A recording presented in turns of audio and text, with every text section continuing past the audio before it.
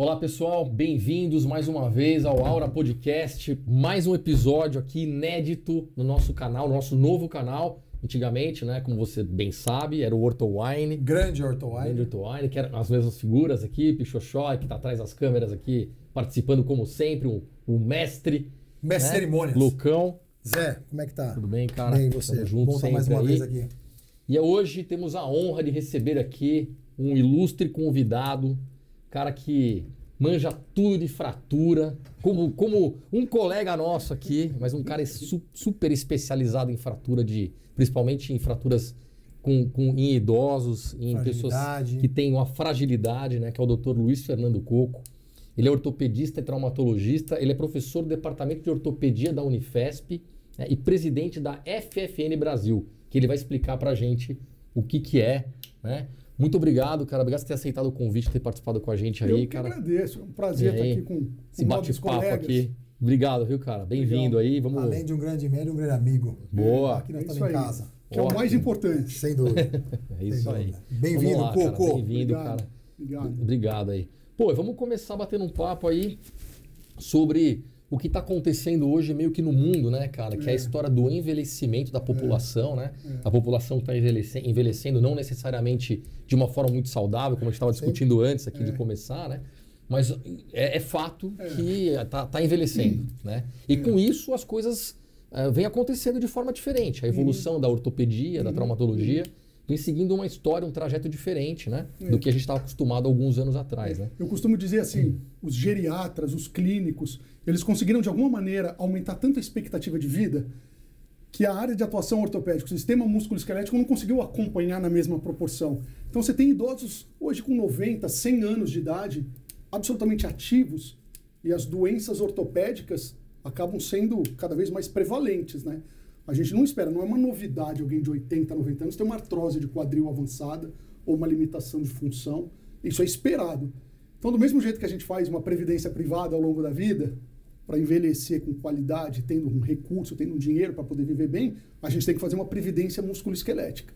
A gente tem que poupar alguma coisa ou formar alguma coisa para gastar quando tiver mais velho, né? Então, eu acho que é essa balança que a gente tem que começar, a medicina tem que começar agora a mostrar para as pessoas, né? Envelhecer com qualidade. Envelhecer há algum tempo podia ser quase que pejorativo, né? As pessoas, putz, tá velhinho, você já via a pessoa, né? Até o termo aposentado, né? Vem de uma condição de aposentos, de você ficar no seu quarto, parado, largado. Imobilidade. Imobilidade, ficar dentro de casa. E isso está mudando, né?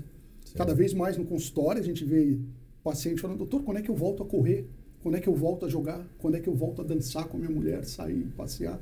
Então, eu acho que a ortopedia, a traumatologia geriátrica, ela está também se especializando, ela também está identificando uma condição que, às vezes, na nossa formação, né, ortopédica, a primeira coisa que aprende aqui, trauma pediátrico não é um trauma de adulto. As características da doença pediátrica não é igual ao do adulto. E a gente está começando a mostrar que o trauma geriátrico também não é igual ao do adulto. Padrão de trauma, a energia do trauma, o padrão de tratamento, são doenças diferentes. Uma fratura do fêmur num idoso é uma doença absolutamente diferente do que uma fratura do quadril num cara jovem, de 30, 20 e poucos anos, né?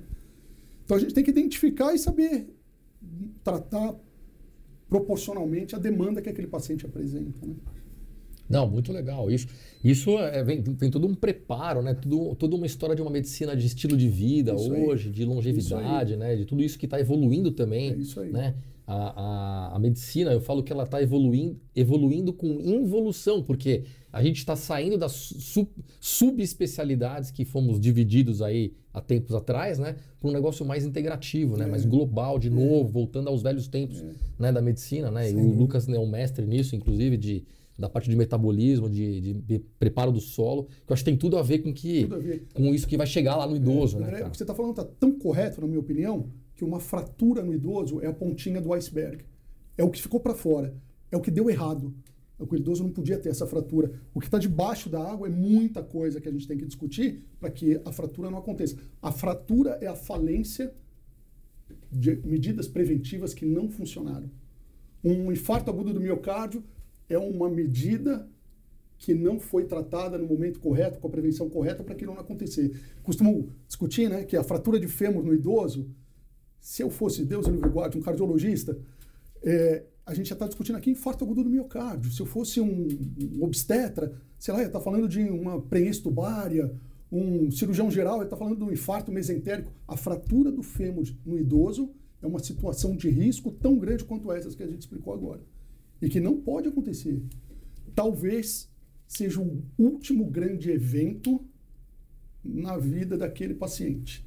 Não de uma condição imediata, mas nada vai ser tão impactante na vida dele quanto uma fratura de fêmur, quanto uma fratura de quadril. De coluna. Né? Aí, exato, Lucas. Quando eu falo assim, mas então é só o fêmur o problema? Não é. Húmero proximal, né? A fratura do ombro, do punho, da coluna vertebral, são agressivos. Só que o fêmur mata. O fêmur deixa o idoso na cama. Aí vem as doenças consequentes do tempo prolongado da imobilização ou do paciente internado, pneumonia, da inatividade, né? infecções múltiplas, tempo cirúrgico, né, pré-operatório prolongado, e esse paciente acaba tendo um desfecho muito ruim por não ter um protocolo institucional gerenciado, como é num pronto-socorro, tempo porta-balão, né? Quando o cara chega com uma dor torácica, todo mundo sabe. Pô, ele tem tantos minutos para chegar no centro cirúrgico para saber se vai trombolizar, para desobstruir. Então, o fêmur tem esse raciocínio. E quando a gente não faz isso, mas ele não vai morrer. Ele vai morrer todo dia um pouquinho, até você operar e tirar ele da cama. Então, quando a gente conversa isso com um anestesista, e eles estão cada vez mais trabalhando de forma multidisciplinar, o anestesista sabe que o atraso cirúrgico nunca é para melhor. Quem mexe com trauma geriátrico sabe que se ele não operou naquele dia, no dia seguinte a chance dele estar pior é muito maior. E no outro dia está pior é muito maior. Então, se ele era de risco no início, no dia seguinte ele é de muito mais risco. Então, a gente tem que operar o quanto antes. Isso é uma coisa que já caiu por terra. A gente tem de 24 a 48 horas para compensar o paciente. Uma crise hipertensiva, uma alteração glicêmica, uma polifarmácia, que ele sempre se tratou da forma errada, né? E ele sozinho, ele quer ter independência. O idoso é difícil lidar algumas vezes, porque ele vai tendo um gênio, que ele fez isso a vida inteira, não está fazendo nada errado, e na verdade está, né? E aí ele vai usando aquele remédio, ele está absolutamente descontrolado. E quando chega no pré-operatório, os exames são tão ruins que a cirurgia poderia ter uma segurança maior se a gente compensasse e operasse nas primeiras 24, 48 horas. Muito legal. E Coco, você está na FFN brasileira, o presidente hoje. O que é? Explica pra gente o que é essa FFN. Explica esse ecossistema aí da FFN. Exatamente. A FFN chama-se Fragility Fracture Network. É uma reunião de pessoas onde o nome Fragility Fracture parece que é coisa só de ortopedista. Não é. É que a fratura, como eu disse, é o desfecho de uma série de problemas que esse paciente teve. Então a FFN, ela é mundial. Ela foi inaugurada em 2011 na Alemanha durante um congresso onde pessoas que estudavam fraturas por fragilidade ou osteoporose ou alterações metabólicas, elas começaram a ver que o mundo precisava se organizar, o mundo precisava entender que aquilo que se passa em todos os países, se não for administrado de uma maneira protocolar, os pacientes não serão bem tratados. Então, de lá, começaram várias outras FFNs ao redor do mundo. Hoje existem em diversos lugares, Inglaterra, Filipinas. Eu tive num congresso em Portugal, que tem uma sede da FFN, e lá eu encontrei os colegas das Filipinas. E a gente aprende as mais diferentes dificuldades estruturais para esse paciente com uma fratura do fêmur ser operado. O colega falando, olha, eu moro numa região que são ilhas, e os hospitais de grande porte precisam transportar, né, precisam disponibilizar barcos para que pessoas com fratura de fêmur sejam transportadas até hospitais com mais infraestrutura. Então, por que eu não consigo fazer, algumas vezes, esse protocolo de 24, 48 horas? Porque depende da maré, porque depende da disponibilidade do barco, depende da família entender que aquilo é uma urgência e querer operar. Então, uma série de fatores sociais e culturais até chegar na condição médica específica para aquele paciente ser operado. Então, como a gente classifica os FFNers, né, as pessoas que trabalham, o que se dedicam a isso? São ativistas. É uma espécie de uma ONG, mas que vem, assim, mostrando as ideias relacionadas, que se você, por exemplo, um oftalmologista, você tem todo o espaço possível na FFN. Porque muitas vezes a queda do paciente é alteração de acuidade visual. Ele não enxerga muito bem, por isso ele tropeça, por isso ele cai. Ou ele não ouve muito bem, ou ele tem alteração de equilíbrio, ele tem algumas doenças neurológicas de base. Por isso que ele tem quedas de repetição, até o momento que ele fratura o fêmur. Então, essa poupança musculoesquelética, às vezes, a gente não consegue depois de uma fratura, ou a gente não consegue aos 80, 90 anos ter o mesmo ganho de massa muscular de uma maneira fisiológica, de uma maneira que você não precise utilizar algum artifício medicamentoso ou nutricional para esse paciente ter ganho de massa muscular, né? Algo ergogênico. Alguma coisa que você coloque esse paciente ao longo da vida, que ele se adapte a isso, a uma realidade que ele não precisa necessariamente de medicação o tempo inteiro, se ele não tem um estilo de vida voltado para isso. Então, a educação dele, em primeiro lugar, e segundo, a complementação, a suplementação, enfim. Mas colocar esse paciente dentro de uma academia desde pequeno, desde mais novo, né? Uma hora ele vai precisar usar essa massa muscular, né? Ele é sede de proteína, de energia para ele, é sede de como ele vai manter o equilíbrio. Pô, a gente altera o padrão de marcha por insuficiência do quadríceps, por insuficiência do glúteo. E se a gente colocar esse idoso para ter pelo menos força, tônus muscular, a prevenção de quedas é automática, né? Ele vai cair muito menos. A Organização Mundial de Saúde até fala isso. Uma das principais atividades que previne fratura é Tai Chi Chuan, porque o paciente ele tem baixo impacto, ele tem todo um processo de equilíbrio e de coordenação motora e de consciência corporal que previne muita queda, né? A gente tem que lutar para o idoso não cair. Porque quando a gente fala de fratura por fragilidade, por enquanto, não sei como vai ser no futuro, mas por enquanto a gente não tem um vozinho andando de moto a 80 por hora para fazer a fratura que a gente tem no jovem, né? Onde ele cai, o idoso? Ele cai dentro de casa. Ele cai tropeçando no chinelo, no tapete. Ele cai em ambiente onde ele se sente seguro. E é aí que acontece o perigo, né? Sim. Porque se ele estivesse correndo ou pulando, ele toma os cuidados dele, né? Como todo mundo, né? Você está andando de moto, você vê uma mosca voando, assim, porque você sabe que se você cair, você vai se prejudicar. O idoso, em casa, ele está se sentindo seguro. Está num ambiente tranquilo, né? Um ambiente que ele domina, né? E se fosse pontuar algumas coisas importantes para ter em casa, nós vamos falar um pouco de ganho de massa muscular, mas em casa, para ter uma casa mais segura, o que daria para pontuar? Esses projetos, existem descrições de inúmeras possibilidades, né? O projeto Casa Segura. O projeto Casa Segura vem desde a iluminação, vem um piso que não seja escorregadio, sem muito cachorro, gato, essas coisas que ele tropeça, cuidado com tapete, barras de segurança no banheiro, por exemplo, na hora de tomar banho, se apoiar, segurar, vai lavar, né? Vai fazer higiene pessoal, senta, evita a queda. A gente não pode deixar ele cair, a gente tem que prevenir a queda, né? A gente fala em fratura por fragilidade. Qual que é a definição de fratura por fragilidade? A fragilidade vem de trauma de baixa energia. A gente não espera que o idoso, como eu estava dizendo, ele necessariamente caia ou tenha um acidente de trânsito para ter uma fratura. Às vezes ele cai da cadeira. Às vezes à noite, quando ele levanta para fazer xixi, ele tropeça e cai no banheiro, do lado do vaso sanitário. Ele não consegue sair daquele cômodo porque às vezes ele cai atrás da porta. E o resgate tem que, às vezes, tirar a porta para tirar ele do banheiro. Sabe uma dificuldade que a gente não pensa? Muitos estão morando sozinhos hoje. E por mais autonomia que ele tenha, se ele cair, ele não chega ao telefone, ele não chega ao interfone. Ele não consegue se comunicar. Ele não consegue avisar que ele está numa situação dessa. E com o fêmur quebrado, ele não consegue sair do banheiro. Não sai do banheiro, fica lá 1, 2, 3 dias até alguém do prédio perceber que ele não desceu com o cachorro. Ele não desceu para ir na farmácia ou na padaria, coisa assim. Aí ele sobe, bate na porta, ninguém abre. Chama o bombeiro, tal, encontra. Essa parece uma história de ficção, mas é extremamente frequente acontecer isso. Não, imagino. E, pô, e tem tudo a ver, você estava até falando uma hora vamos pegar a criança logo cedo e colocar na academia. Você exagerou um pouco da história da criança, mas eu entendi o que você quis dizer.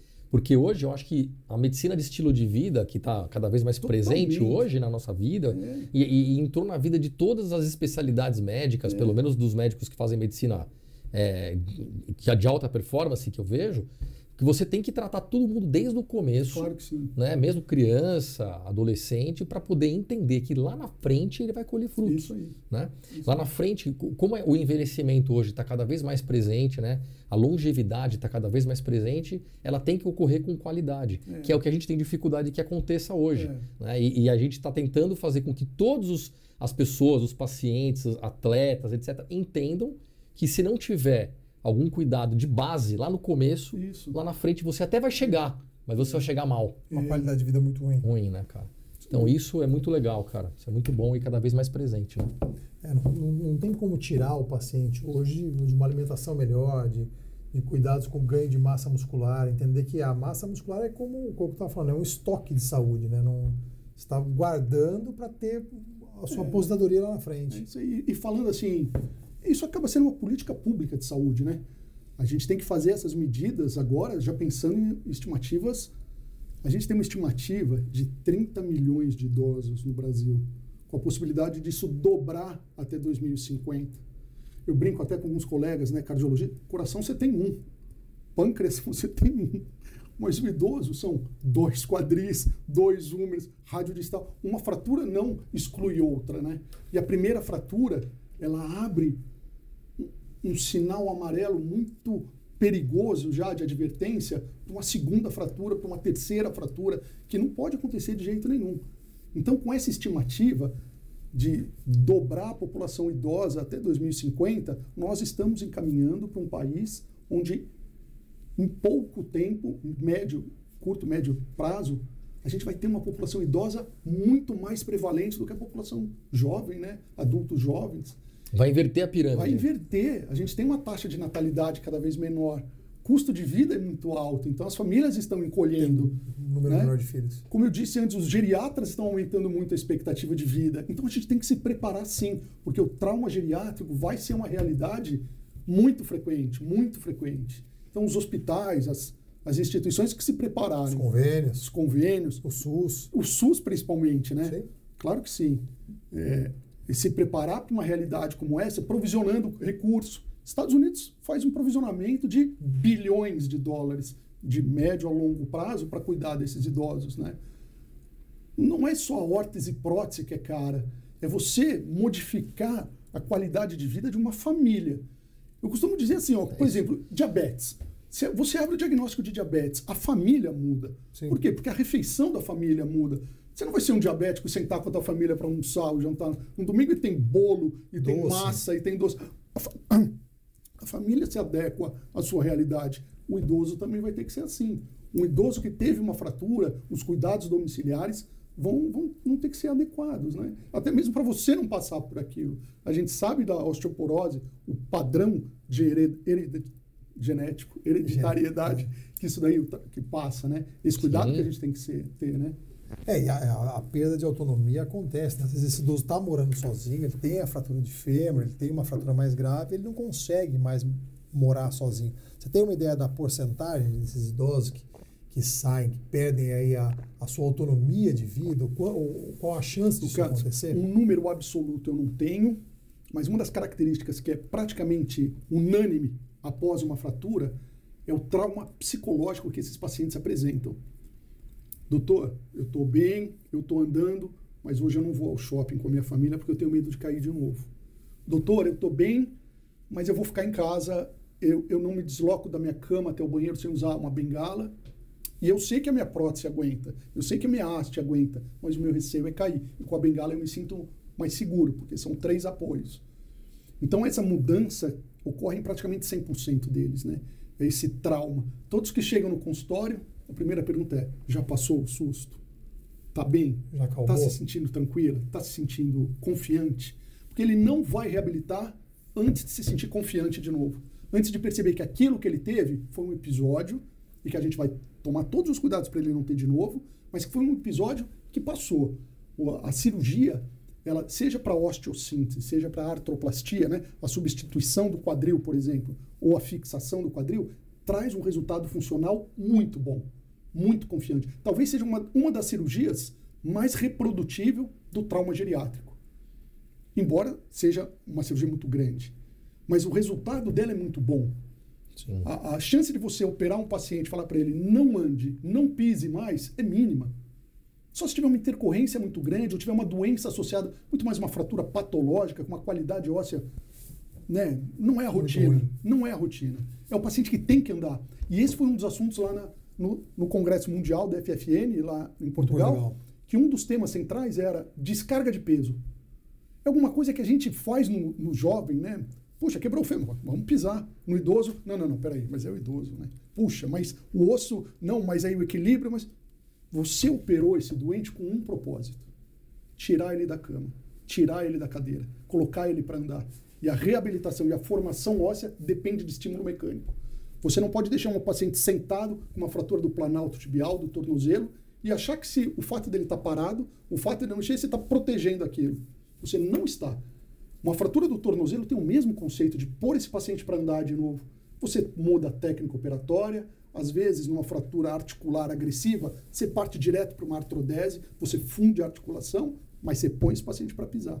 Então, um dos temas que eu mais vi os colegas ao redor do mundo discutindo é isso, é o quanto é importante trazer para o paciente idoso o mesmo padrão de vida que ele tinha antes da cirurgia, e o mais precoce possível. Primeiro, porque às vezes ele não vai ter tanto tempo de recuperação. Segundo, que a maneira daquele osso formar depende de estímulo mecânico. A gente não pode tirar e achar que ele vai consolidar e que vai ficar bem. Não vai. Então a carga é fundamental, o peso, a reabilitação, o fisioterapeuta do lado desse paciente, dando confiança, dando força para ele. A gente acaba, como médico, tendo um grande problema. Nós não ficamos do lado do paciente o tempo necessário para a doença que ele tem. A gente precisa, por uma questão logística, terceirizar algumas coisas. E esses colegas, né, os fisioterapeutas, enfermeiros, acabam tendo um contato muito mais íntimo com o doente do que o médico. E quando a gente percebe que a gente está mudando a maneira de ver a vida e a gente fica mais do lado do paciente, a recuperação é melhor, a confiança é melhor, os resultados são muito melhores quando a medicina está mudando, os médicos estão mudando, a quantidade de faculdades de medicina. Eu acho que isso é outro assunto. Mas uma coisa que a gente não pode evitar, a gente tem isso, é que o paciente idoso que conheceu o médico do passado e os valores que ele atribui ao médico ainda continuam o mesmo. A confiança que ele deposita em você é muito grande, porque vem de uma tradição e de uma maneira de enxergar o médico e a medicina de uma outra forma. Então isso é muito legal quando você conversa com os pacientes. Eu vou falando as coisas, eu vou lembrando. Eu tenho uma paciente no consultório, eu operei, ela teve uma fratura do ombro, fez uma prótese de ombro, teve um resultado ótimo, ainda bem, né? São fraturas muito incapacitantes. E ela evoluiu muito bem. A relação que cria de médico-paciente, ela vai ao consultório, às vezes, para me levar a exame ginecológico. Eu falo, senhor, eu vi isso na faculdade, eu não me lembro mais como tratar, né? Filho, lê direitinho, depois você me fala. Ela trouxe da última vez um eletrocardiograma, aquele ainda de fita, assim, ó. Eu olhei para ela e falei, senhora, eu vou fazer uma tipóia isso aqui para a senhora. Eu não lembro mais como é que faz isso aqui, entendeu? Mas, cara, eu acho que assim, não só com paciente idoso, mas hoje, qualquer paciente que você tem uma proximidade maior com ele, um cuidado maior, um acompanhamento de perto, que você se envolve diretamente no tratamento e no acompanhamento, o resultado do tratamento desse paciente, da satisfação desse paciente, ela atinge outro padrão, outro nível de atendimento médico. Eu acho que é isso, cara. Eu também acho, eu concordo com você. Tem uma outra paciente que eu me lembrei agora, era uma senhora que toda vez, imagina, você não conhece o paciente, o trauma ele é muito ruim num aspecto. Você conhece o paciente na adversidade. Você conhece o paciente no pronto-socorro. No pior momento. No pior momento da vida dele. Nos últimos anos, pelo menos, é aquele. E a paciente, você tenta fidelizar, você tenta trazer um pouquinho de humanidade para aquele atendimento, para ela se sentir um pouco mais acolhida, né? E essa senhora, ela não abria, ela não se abria, ela não... O tempo inteiro, brava, preocupada, meus filhos, meu cachorro, e não se abria, não, o mínimo, falava o mínimo possível. Bom, conversei com os familiares, tal, a gente foi ao centro cirúrgico, chegou no centro cirúrgico, e entrar na sala cirúrgica, foi o primeiro momento que ela me chamou, fez assim, né? Não falou muita coisa, falei, pois não, o que aconteceu? Fez, dá a mão aí para mim, vai, vamos entrar no centro cirúrgico, pelo menos de mão dadas. Ali eu vi que o que ela tinha era medo, mais do que a doença dela, né, a fratura. A hora que ela se sentiu acolhida, ela entrou no centro cirúrgico, ela precisava de uma mão ali. Depois que ela entrou, pegou o acesso, desarmou. Então são curiosidades, são particularidades do idoso acho que da relação médico-paciente, mas claro, é que o idoso claro. ele está numa situação de fragilidade Sim. maior, ele vê ali como aquilo sendo o último momento da vida Será dele. que vai sair bem Será dali? que eu consigo sair disso tudo? Será que isso aqui vai ser o meu Acabou? fim, né? Será que acabou pra mim, né? E Acabou aí, a hora aqui. que ele divide a parceria com você, ele te chama, ó, dá a mão aí pra mim que a gente tá junto nisso aqui. A gente entrou nessa briga junto, vamos sair junto. Então ali ele se entrega pra você e esse é o momento que ali vai dar certo. Ali não tem como dar errado mais. Vai dar certo. Se pensar tecnicamente, Cocô, o jeito que opera, a técnica cirúrgica mesmo, ortopédica, de uma mesma fratura, né? O que muda para o idoso? O idoso frágil, né? Porque o idoso que não tem a fragilidade é a mesma coisa, né? Para o idoso frágil, o que você muda? De um jovem para um... para o idoso frágil, para um osteoporótico. Tá. Né? Tecnicamente você Tecnicamente, muda, né? muda a cirurgia, é a mesma, os materiais, a técnica cirúrgica, a abordagem desse paciente? Toda vez que a gente tem um osso mais fragilizado, um osso porótico, as fraturas por fragilidade, a gente tem uma tendência a usar implantes intramedulares, onde porque os parafusos eles são corticais dependentes para fazer uma fixação. Quando você tem um tutor intramedular, uma haste, você realinha o eixo, né? Você realinha a biomecânica daquela região e bloqueia isso através de um tutor intramedular, o que torna mais estável a montagem. Tem algumas fraturas que você não tem como fazer isso. Mas o que muda do idoso para o jovem, por exemplo, os traumas de baixa energia. Veja, eu gosto de uma coisa de um professor meu na faculdade, até hoje ele fala assim, ó, se alguma coisa pode, tudo pode na medicina, né? As surpresas são inúmeras. Mas existe um padrão de fratura que se reproduz com mais frequência.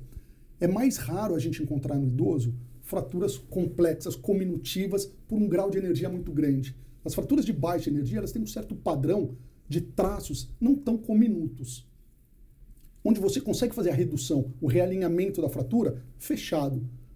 Algumas fraturas você precisa de vias de acesso para complementar a redução. Mas sempre que você consegue fazer um tutor intramedular com parafusos bloqueando a fratura, você pode dar carga imediata. Se o paciente, se a RAC passar durante a cirurgia, ele vai andando para RPA. É mais ou menos esse o conceito, né? E o jovem, ele geralmente, traumas no fêmur, né, fraturas de fêmur, ele tem uma chance maior de traumas de alta energia, acidente de trânsito, queda de altura, onde você tem uma chance de fraturas complexas um pouco maiores do ponto de vista de número de fragmentos. O desafio no idoso é você fixar fraturas onde você conta já, né? Não é uma surpresa no intraoperatório. Você já espera que aquele osso não tenha a mesma capacidade de fixação. Então, às vezes, você usa implantes intra- e extramedulares, é o que a gente chama de técnica de augmentation, quando você precisa acoplar uma placa junto com uma haste, outras vezes colocar enxerto. E tentar ser o menos invasivo. O potencial biológico não pode ser muito desvitalizado, né? Abrir muito, desvitalizar muito. Apostar que aquele hematoma vai se reorganizar para consolidar a fratura. Para ajudar, exatamente. Eu estava vendo até uma reportagem aqui em São Paulo, nós estamos em São Paulo, na capital, né?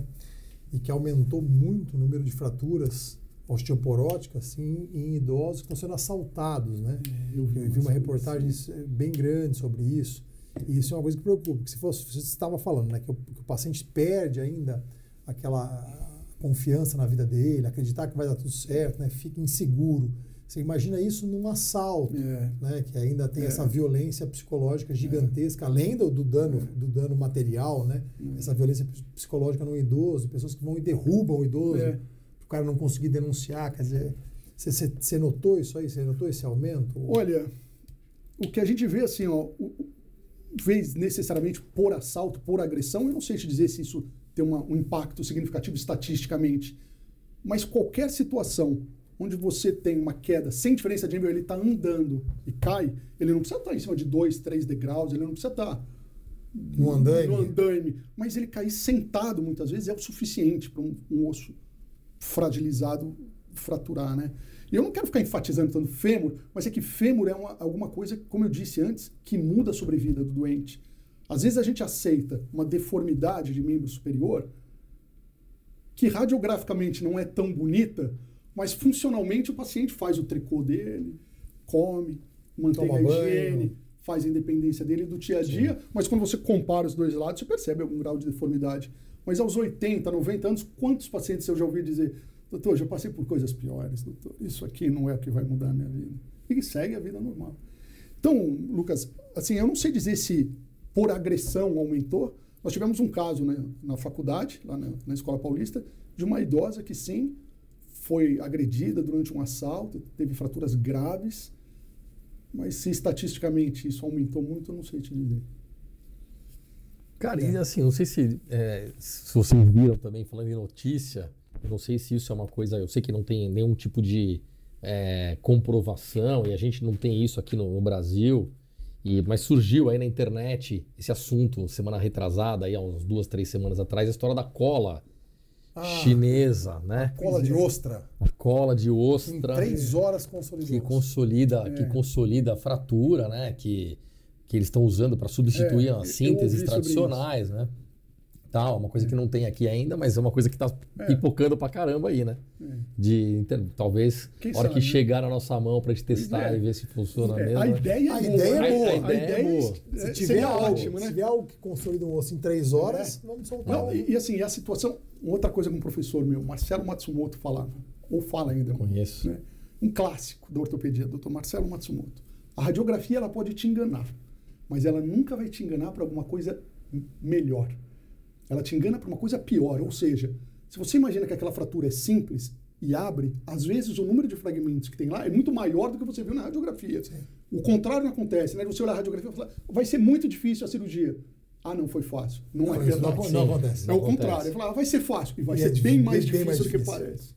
Então, nessas fraturas complexas, se houvesse um osteoindutor, algo que se aplica lá... Realmente uma cola que você conseguisse... Eu tenho certeza que minhas coronárias seriam melhores. Com certeza. As nossas. A minha especial. Com certeza. Vamos esperar para ver, né? A evolução disso, torcer para que seja verdade, que funcione. Eu tentei conversar com alguns colegas também, não encontrei ninguém que tenha notícia dessa cola aí. Então, não. Os pacientes perguntam, né? Porque a internet viralizou isso aí, né?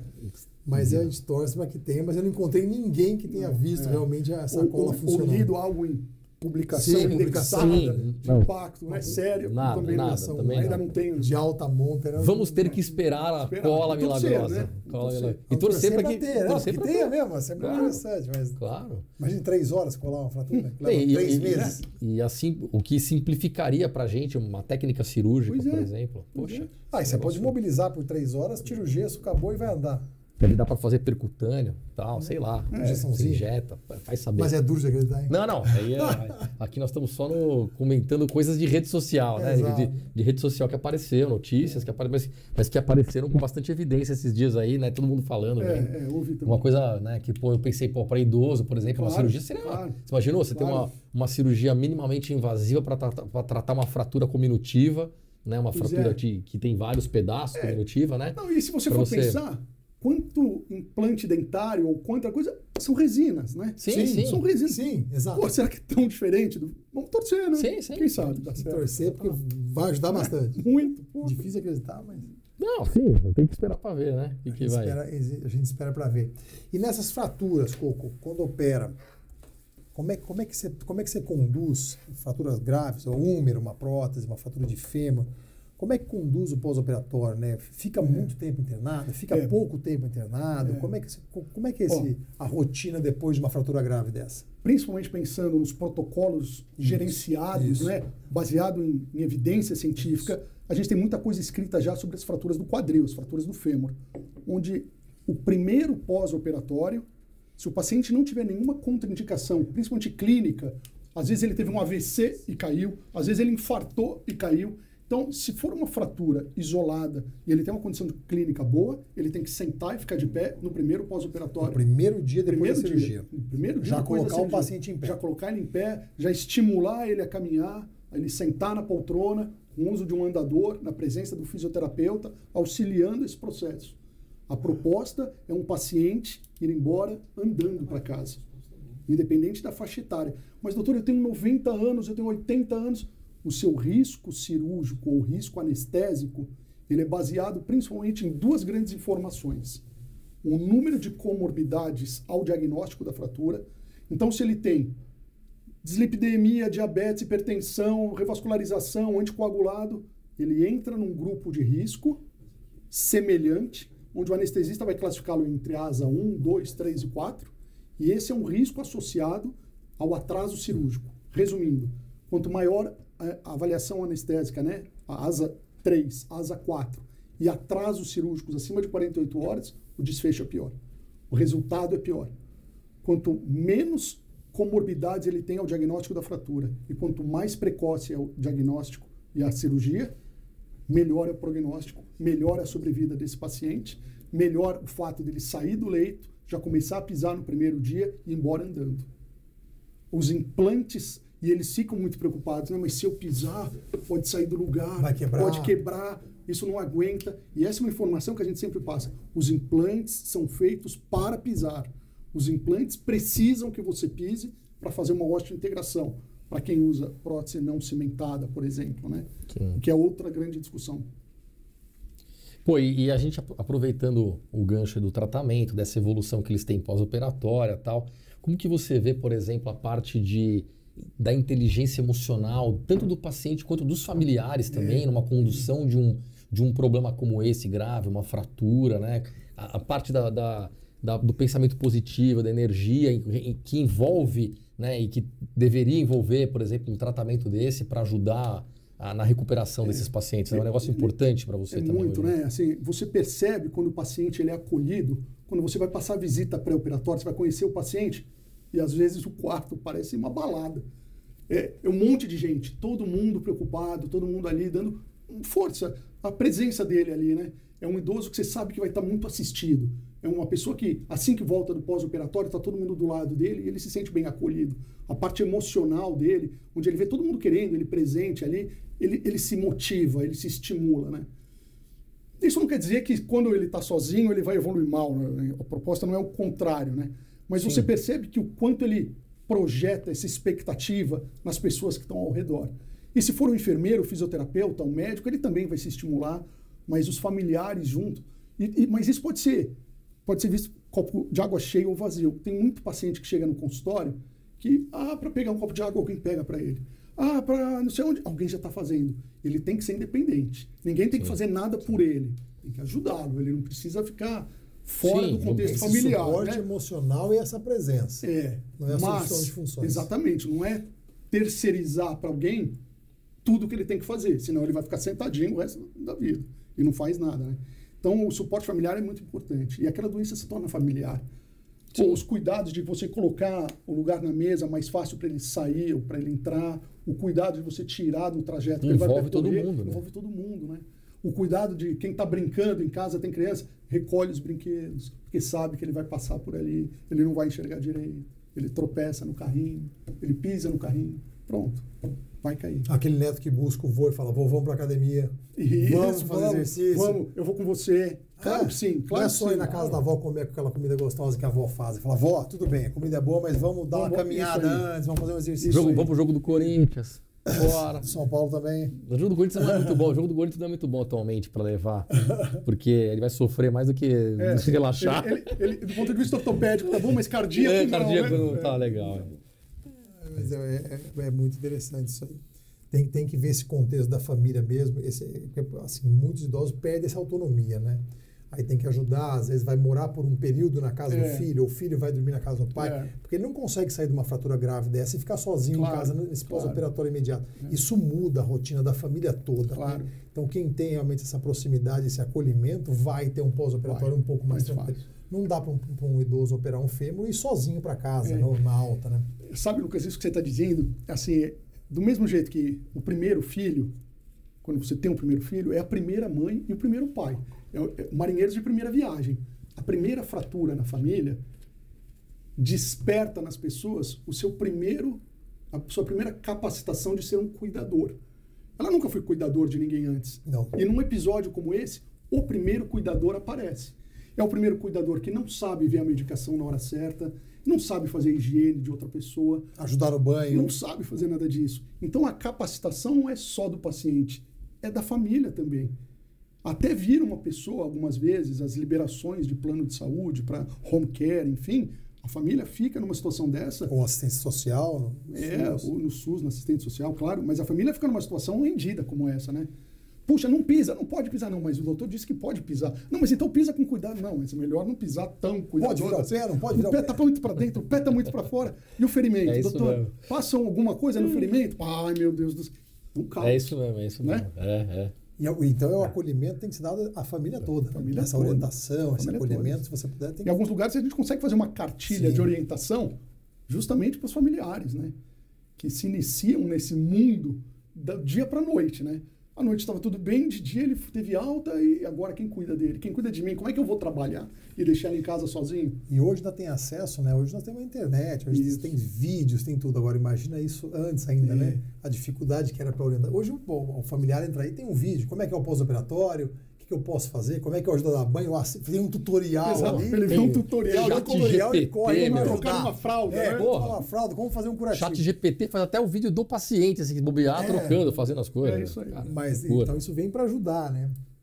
Nas boas fontes vem para ajudar, né? Claro que antigamente isso aí era... Não tinha. Nada. Se vira.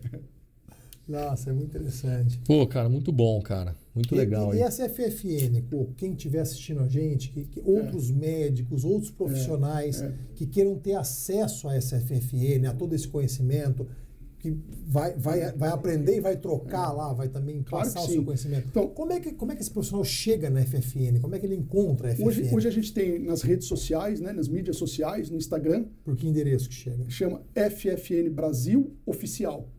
Então a gente... Tudo que a gente... É FFN Brasil Oficial. E na FFN a gente faz divulgação diária de conteúdo sobre fratura por fragilidade, cursos, capacitação, os cursos que a FFN se aproxima dentro das sociedades envolvidas, Sociedade Brasileira de Geriatria e Gerontologia, Sociedade Brasileira de Ortopedia, Sociedade Brasileira de Quadril, ABUM, os cursos de osteometabolismo, tudo isso que está envolvido com as inúmeras facetas que a FFN tem. Eu digo, a FFN não é algo exclusivamente ortopédico, é algo de pessoas interessadas em pacientes com algum grau de fragilidade, onde a fratura é a pontinha do iceberg, tem muita coisa para fazer. Então, a FFN está aberta para qualquer especialidade ou para qualquer profissional da área de saúde, enfermeiros, fisioterapeutas, médicos, de qualquer especialidade, que participem dos 60 a mais, né? Que estejam envolvidos com aqueles que precisam de algum tipo de ajuda, seja oftalmológica, seja endocrinológica, geriatra, enfim. E por quanto tempo você vai ficar na presidência da FFN? Qual é o seu mandato? Olha, eu fiz o primeiro mandato e acabei dobrando. Eu estou no segundo mandato. Ele termina 2027. Final de 27. Final de 27. E a gente já está preparando agora a próxima equipe para assumir as partículas. A FFN é um órgão muito grande, é um órgão mundial e que, independente de ser FFN Brasil ou não, a gente chama a central de FFN Global. A FFN Global ela tá associada, ela tem contatos nas grandes universidades mundiais, seja nos Estados Unidos, seja na Inglaterra. Então é uma coisa muito séria, baseada em academicismo. Os congressos têm uma penetração muito grande dentro da comunidade científica. A América Latina, ela também tem as FFNs. O Brasil é a única que está um pouquinho mais estruturada do ponto de vista documental, com sede, registros e tudo certinho, mas vai ter o próximo congresso da FFN latino-americana, vai ser em Buenos Aires o ano que vem. A gente faz alguns contatos, a gente participa da comissão científica, a gente vai levar muita coisa, vai aprender muita coisa.